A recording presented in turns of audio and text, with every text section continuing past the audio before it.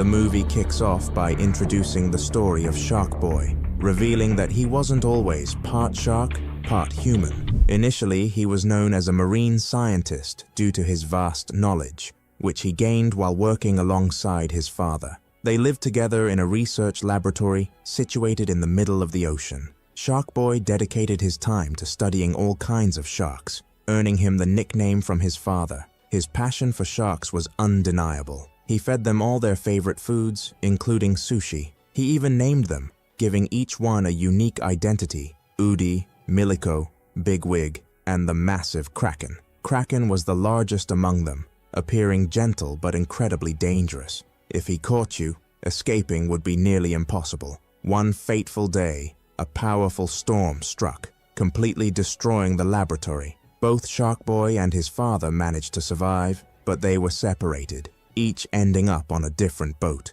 drifting apart in opposite directions. Left all alone at sea, Sharkboy felt terrified, hopeless, and utterly miserable. However, one of the sharks he had cared for and fed recognized him in the water. Understanding who he was, the shark signaled to the others not to harm him. Remembering the kindness he had shown them, the sharks took him in, bringing him to their reef to protect him from the dangers of the ocean. From that moment on, the sharks became his new family, teaching him how to dive like them, and gradually helping him adapt to their way of life. They nurtured him, making him stronger underwater. Over time, he developed gills, sharp claws, razor-like teeth, and even fins on his back, becoming more like them with each passing day. Years later, a boy named Max was out fishing when, suddenly, Sharkboy emerged from the water. The two quickly got acquainted, and Sharkboy shared that he had been traveling the world in search of his father, but had lost his way. Seeing his distress, Max decided to help and secretly took him home while his parents were caught up in an argument. Max filled the bathtub with water so that Sharkboy could survive outside the ocean. While they talked, Sharkboy told Max, "I come from a planet called Planet Drool. You can visit someday if you'd like." Suddenly, a mysterious girl named Lavagirl appeared. With fiery hair and a body resembling molten lava, she declared, "I need Sharkboy to come with me to Planet Drool. There's a serious problem that needs solving." Before leaving, she turned to Max and invited him to join them. Max hesitated and replied, "I'd love to, but I have school early in the morning." With that, Lavagirl and Sharkboy departed, and Max never saw them again. Later, in class, Max shared his summer story. He had written about his adventure, but his classmates didn't believe him. They mocked him, throwing paper at him. One of them scoffed, "We're supposed to share real stories." Max insisted, "This is a true story. It actually happened to me." A girl curiously asked, "Does Lavagirl have special powers?" Just then, the teacher entered the classroom and dismissed the story, stating, "There's no such thing as Lavagirl." But Max continued, "She can shoot lava from her hands." The teacher then asked the class, "How many of you believe Max's story?" Not a single student did. They all thought he was making it up. Linus, one of his classmates, challenged him, "If it's real, then bring Sharkboy and Lavagirl to class tomorrow." Max hesitated and admitted, "I don't know where they are or if they'll even come." After class, the teacher asked Max and Linus to stay behind. Turning to Linus first, he said, "You'll lose points for what you did to Max, and I don't want to see you doing anything like that again." Then looking at Max, he added, "You're surrounded by talented students. Try to connect with them, make friends, and let them like you. Forget about this dream world you keep living in. We're in reality, not on Planet Drool." After leaving the classroom, Max found himself face to face with Linus and his group. Linus smirked and said, "How about we be friends in our imagination? You can be part of our group, and I won't even notice you, loser." The taunt pushed Max to respond, "Your drawings are weak and terrible." Enraged, Linus decided to chase after Max, determined to steal his dream journal, the book where Max wrote all his ideas, so he could rip it apart and make Max regret his words. Max bolted,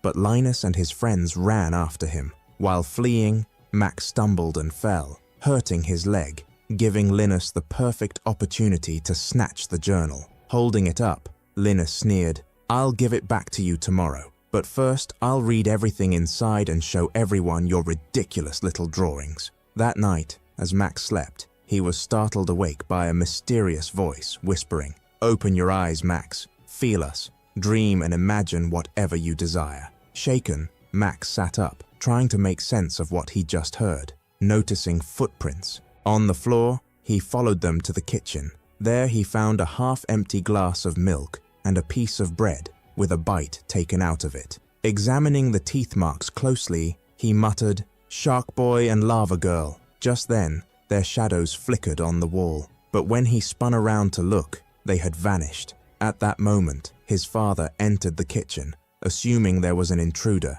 he scolded Max before sending him back to bed. That night, Max dreamed of flying through space toward Planet Drool, only to wake up and realize he had fallen asleep. The next morning at breakfast, his father asked, "What do you think about fixing the robot, Tobar?" Max replied, "Didn't you say it was impossible to fix when we last tried?" His father walked away, leaving Max with his mother, who decided to drive him to school in an attempt to address his struggles there. As soon as Max arrived, the students resumed throwing paper at him, forcing him to run straight into the classroom to escape them. During the lesson, the teacher asked, "When you see a tornado, where do you think it comes from?" One student responded, "When cold air collides with hot air, it creates circular patterns that form tornadoes." Another girl, who had enjoyed Max's story about Sharkboy and Lavagirl, chimed in, "I had a dream about something similar. I saw Ice Girl and Dream Girl. Ice Girl's powers come from her diamond heart."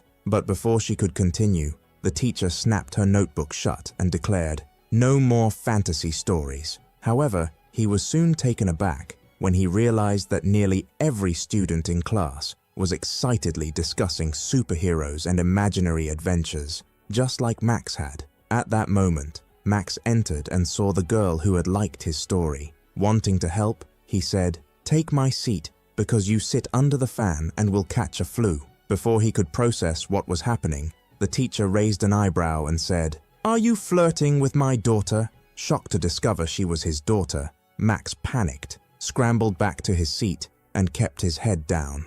Later, Max approached Linus and took back his notebook, only to find it completely ruined, filled with scribbles, and defaced by Linus. Furious, Max retaliated by smacking Linus with the notebook. Seeing this, the teacher immediately stepped in and said, "Both of you will report to the principal's office with your guardians after class." Then, the storm grew fiercer, and the raging winds shattered the classroom windows. Out of nowhere, Sharkboy and Lavagirl burst into the room. The students were frozen in shock, unable to believe what they were seeing. Lavagirl called out, "Where's Max? We need him." The students pointed towards Max, who was crouched under his desk, trying to stay hidden. She approached him and said, "Max, you have to come with us. Planet Drool is in danger." With the whole class watching in stunned silence, Max hesitantly followed them. They boarded a spaceship shaped like a shark, and soon arrived at the very planet he had dreamed about. Once there, Sharkboy and Lavagirl explained that a villain named Electric was threatening to destroy their world. They pointed towards Electric's headquarters and told Max, "You possess powers stronger than all of ours combined. You are the only one who can stop him." They detailed their plan, saying, "Our journey begins by passing through the time tunnel, boarding the train of thoughts, swimming across the sea of awakening, and finally sliding through the rolling hills of the Sea of Whimsy." Their adventure kicked off as they boarded the train of the dead, their only way to reach Electric, who had been stealing Max's dreams. When they finally confronted Electric, he attacked them with powerful electric bolts. Sharkboy bravely tried to block them, but was electrocuted and collapsed. Lavagirl retaliated by hurling fire at him, but he only pretended to be hurt, deceiving her before striking her down with electricity as well. With both of them defeated, Electric commanded his electric minions to toss them into the graveyard of dreams. Just then, Electric's boss appeared and furiously scolded him, exclaiming, "You fool! How could you throw them, especially Max, into the graveyard of dreams? Don't you realize that if Max discovers he is the master of dreams, he will destroy us all? Retrieve them at once." Obeying his orders, Electric summoned his electric minions to bring them back. Meanwhile, Lavagirl turned to Max and said, "Max, you have to sit here, close your eyes, and dream of something that will free us from this place. And while you're at it, dream of something that makes me." Max suddenly remembered Tobar, the robot he and his father had tried to activate before. He concentrated and managed to bring Tobar to life. The robot looked at him and said, "Max, to dream the dreams that will save you, you must go to the giant cupcake planet." Tobar carried them to a train that transported them to the cupcake and milk planet. When they arrived, they landed on an enormous cupcake. Sharkboy, who had always disliked milk, began drinking it eagerly, while Max indulged in the surrounding pools of chocolate. They then boarded a colossal ship that sailed across a vast sea of chocolate and milk. Their journey eventually led them to land, which turned out to be a giant cake. Exhausted, Max lay down and drifted into sleep, hoping to dream of a way to escape their situation. However, his dreams turned into nightmares. Nightmares that startled Lavagirl so much that she burned Max, making him awake. Before they could recover, Electric launched another attack with his army of electric minions. The minions electrocuted everyone, making it impossible for them to fight back. In desperation, Max imagined a banana boat to escape. They quickly boarded the banana boat and floated down a river of milk, knowing the electric minions couldn't follow without electrocuting themselves. While on the boat, they decided their only hope was to seek help from the Ice Goddess Queen to defeat Electric. Excited, Sharkboy exclaimed, "I've always dreamed of meeting the most beautiful girl in the dream world." Lavagirl overheard him, got jealous, and, in a fit of annoyance, burned him again. As they were on their way to the Ice Goddess Queen, Electric intercepted them, capturing them and taking them straight to his leader. To Max's shock, the leader turned out to be none other than Linus,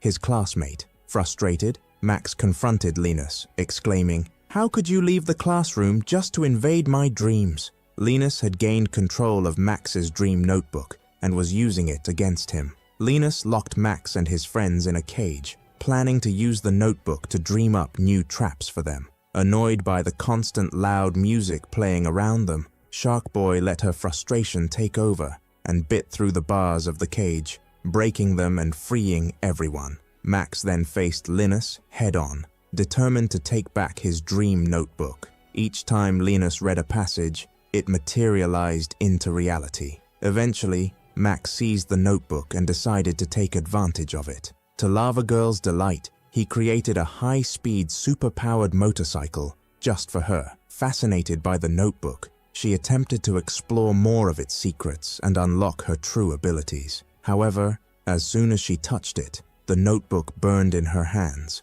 due to the immense heat radiating from her fire powers. Realizing time was running out, Sharkboy insisted, "We have only one shot left to save the dream planet. We must get to the Ice Goddess Queen immediately." Upon reaching the Queen, Max pleaded for her assistance. She, who was revealed to be Electric's own daughter and one of Max's classmates, agreed to help, gifting him her enchanted necklace. She warned him of its power, saying that if the gemstone on it were destroyed, her entire kingdom would collapse. Determined to put an end to the chaos, they marched toward Electric's domain. However, upon arrival, they realized that only the Queen could harness the necklace's magic. As Electric attacked, he shattered the ice, killing all the fish that lived beneath it. Seeing no other choice, Sharkboy dove into the water to confront him, but Electric summoned electric fish to surround and zap her mercilessly. Fearing for Sharkboy's safety,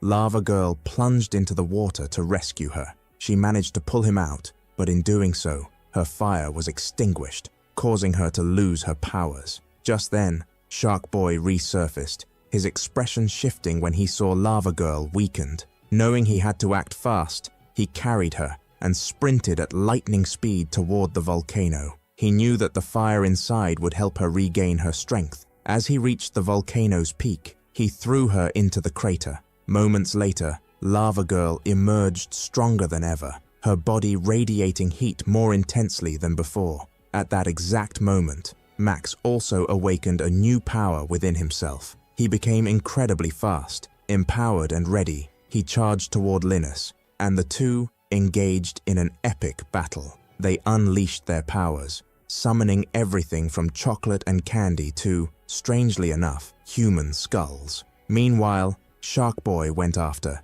the Electric Master, leading an army of sharks that pulled him into the water. As soon as he fell in, the sharks relentlessly attacked, tearing him apart. At that pivotal moment, Max had a realization. Instead of continuing to fight, he turned to Linus and calmly proposed, "How about we call a truce? Let's be friends, and we'll stop bothering each other. No more bullying, no more fighting. Everyone should have the right to live their dreams, because when you destroy someone else's dream, you also destroy your own, and you end up alone." Linus hesitated for a moment, then agreed. They shook hands, sealing the truce. However, just as they did, Linus lost his balance and slipped off the bridge. As he plummeted, Max instinctively leaped after him, managing to grab him just in time. To their surprise, Linus discovered that there were built-in fans in his wooden bridge shoes, cushioning his fall. At that moment, Sharkboy and Lavagirl arrived, accompanied by the professor who had been bitten by the sharks. He looked at them and said, "So now you're all best friends, full of love and harmony? Fine, I'm heading to Earth, and I'll make sure to destroy every child's dreams. I won't leave a single one untouched." Hearing this, Max immediately followed him, determined to stop him. Just then, we realized that Max had actually been asleep in class, completely lost in a dream, while his teacher was desperately trying to wake him up to get him out of the tornado that had hit the classroom. Max suddenly jolted awake, seeing his teacher shaking him, urging him to move before the tornado got worse. But in the blink of an eye, he found himself waking up again, this time to face the real Electric Master, who had come to Earth with the intent of destroying children's dreams for good. When Max's real teacher saw what was happening, he turned to Max and, with an amused expression, asked, "Why did you make me a villain, kid? I'm the last person who could ever pull that off." Meanwhile, Linus stepped forward and declared, "I'll take on the Electric Master." When the battle began, Linus electrocuted him. A little later, Max went to the teacher's daughter and returned her necklace, telling her, "You're the only one who can use this. With its power, you can freeze anything." And just like that, the truth about the Electric Master was revealed.